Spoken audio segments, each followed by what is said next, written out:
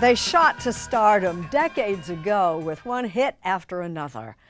We have a summer song from Kelefa Sanneh. The B-52s say goodbye.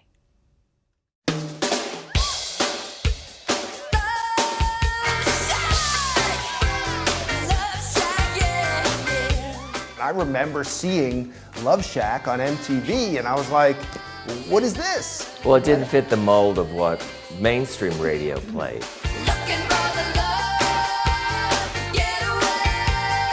The mainstream caught on. Love Shack by the B-52s was released in the summer of 1989 and became the group's biggest hit. But it had a great groove, and it had a great story. And it was different. They could be describing their own band. Cindy Wilson, Keith Strickland, Kate Pierson, and Fred Schneider never tried to fit in. Mainstream radio had a list of, if you like the Eagles, your friends drive Mercedes, and then at the bottom, if you like the B-52s, blah, blah, blah, they borrow their friends' cars. You listen to the B-52s, maybe you drive something the size of a whale, right? Yeah, exactly.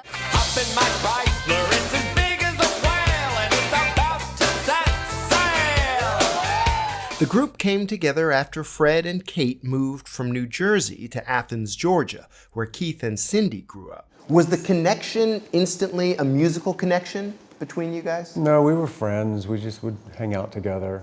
We never really intended to start a band, right? That changed in the mid-'70s when Keith Strickland snapped a guitar string. So sometimes I would be sitting around playing the guitar, and I would break a guitar string, and I wouldn't change the, I would just retune it. The next day, Keith's best friend, Ricky Wilson, began playing it, missing string and all.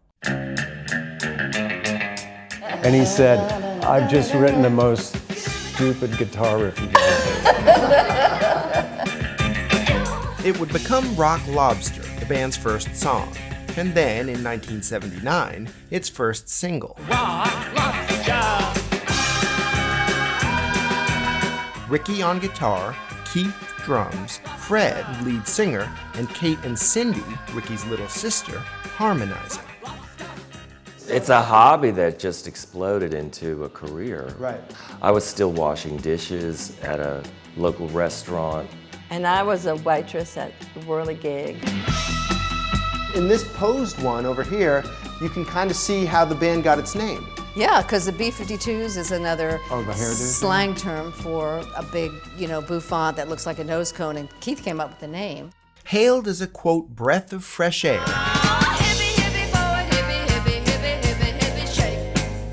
Their first album was the inspiration for John Lennon's last. In his final interview, he said, "It sounds like Yoko's music. I said to myself, it's time to get out the old axe and wake the wife up." Were you shocked when you heard that? Yeah. Yeah, we were big fans of Yoko from way back. Appearing on Saturday Night Live, We were at a party. the band looked and sounded like something from another planet.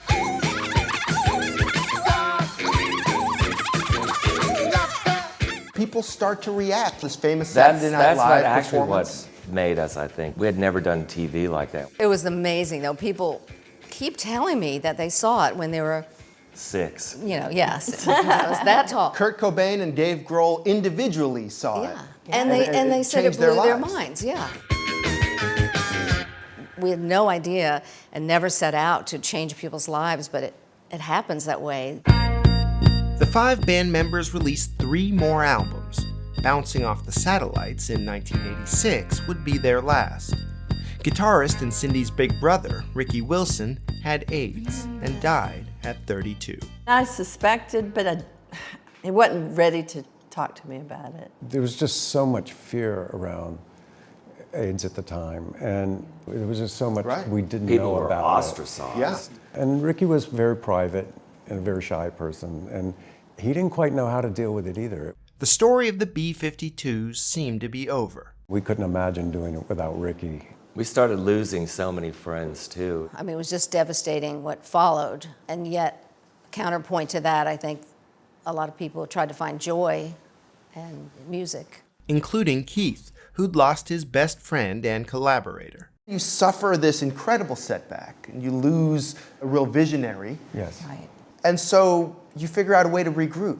I didn't really think of myself as a guitarist, but I had been writing songs with the guitar and keyboard.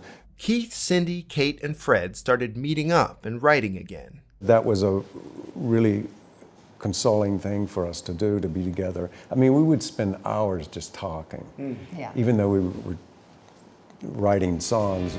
The result? Cosmic Thing. The album sounded like a celebration, and it attracted a new generation of fans, thanks to songs like Love Shack, along with others like Rome,